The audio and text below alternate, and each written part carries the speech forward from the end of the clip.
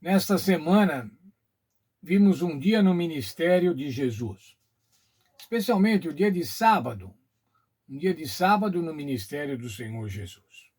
E vimos como? Vimos por conta do relato de João Marcos, no Evangelho de Marcos, no capítulo 1, dos versos 16 até o verso 45. Mas o que Marcos nos mostrou sobre Jesus nesses poucos versículos? Primeiramente, irmãos, que Jesus tinha autoridade para chamar discípulos e eles respondiam e seguiam. Mas ele era santo, ele era o Filho de Deus. Mas na sua santidade era um contraste com os espíritos imundos dominados por Satanás. Na batalha contra o meio mal, o Senhor Deus, o Senhor Jesus, sempre venceu os demônios. Vimos também, irmãos, que o Senhor Jesus demonstrava empatia e compaixão pelos doentes e os curava de todas as doenças.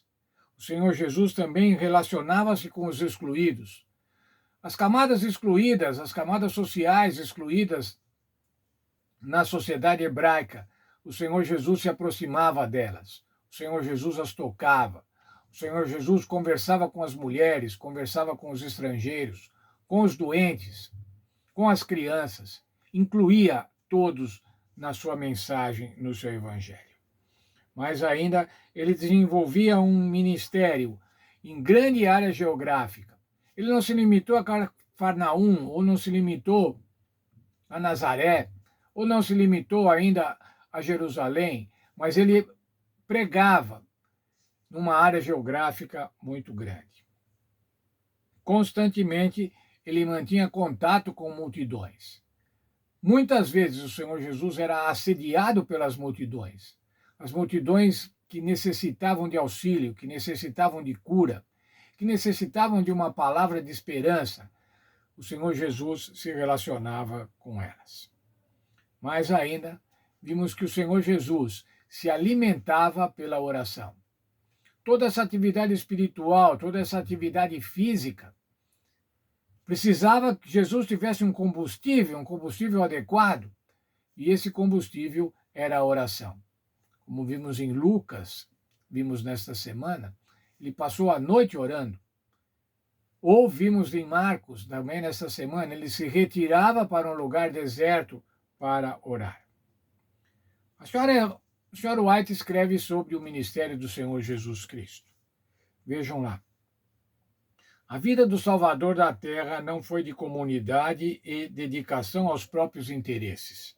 Pelo contrário, ele atuava com fervoroso e persistente esforço pela salvação da humanidade perdida.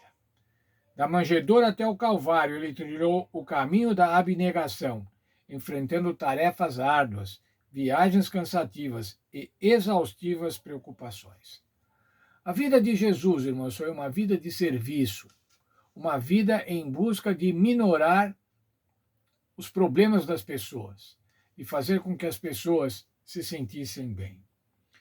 Mas essa vida do Senhor Jesus Cristo, irmãos, além de ser, e principalmente, sendo uma vida pela nossa salvação, uma vida pela nossa salvação, um sacrifício pela nossa nova salvação, é também um exemplo para cada um de nós. É um exemplo para o ministério dos crentes. O ministério de Cristo é um exemplo para o ministério dos crentes. Continuando ainda no texto da senhora White. Assim também, os participantes da graça de Cristo estarão prontos para fazer qualquer sacrifício para que outros por quem ele morreu possam receber esse dom celestial. Eles farão tudo o que puderem para transformar o mundo num lugar melhor, para que neles todos possam viver. Veja, irmãos, nós estamos aguardando a volta do Senhor Jesus. Há textos na Bíblia que nós somos estrangeiros e peregrinos aqui, mas esse texto, irmão, está dizendo o seguinte: nós temos o dever de fazer, dentro das nossas possibilidades, com que esse mundo seja melhor. Ainda que possa durar pouco tempo, mas nós devemos batalhar, nós devemos trabalhar. Nossas ações devem concorrer para que o mundo seja melhor. Seja melhor para os crentes, seja melhor para os não crentes. Nós devemos proteger a natureza, irmãos, devemos ter também essa preocupação.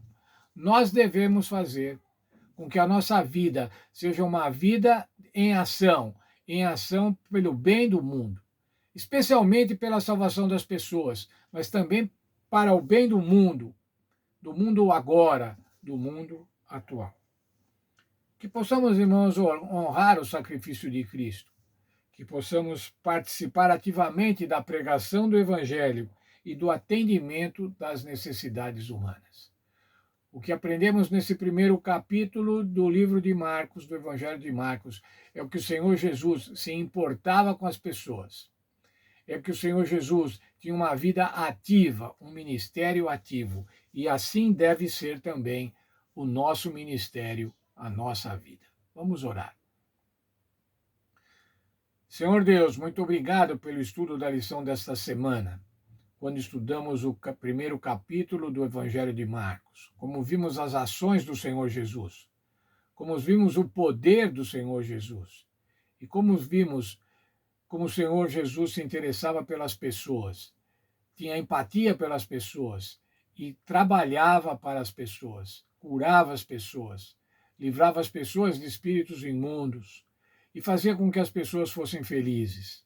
Por isso as pessoas o procuravam. Muito obrigado, Senhor, por tudo isso. Muito obrigado porque temos agora o privilégio de ter o ministério dos crentes. Somos nós os crentes e nós agora é que devemos ser discípulos do Senhor Jesus. Como vimos nessa semana, ajuda-nos a abandonar aquilo que pode nos atrapalhar, que pode atrapalhar o nosso ministério do Senhor Jesus, o nosso ministério em favor dos seres humanos. Nos abençoa, portanto, nesse sentido, é o que peço em nome e por amor de Jesus. Amém. Mais um sábado, quero que você seja feliz, quero que você e sua família estejam felizes. Como temos falado, sábado é o dia da alegria. Você não pode ficar triste no dia do sábado. O sábado você tem um encontro com Deus. Sábado é um dia santificado. O Senhor santificou o sábado. E agora nós é que devemos santificar o sábado a cada semana. Feliz sábado para todos.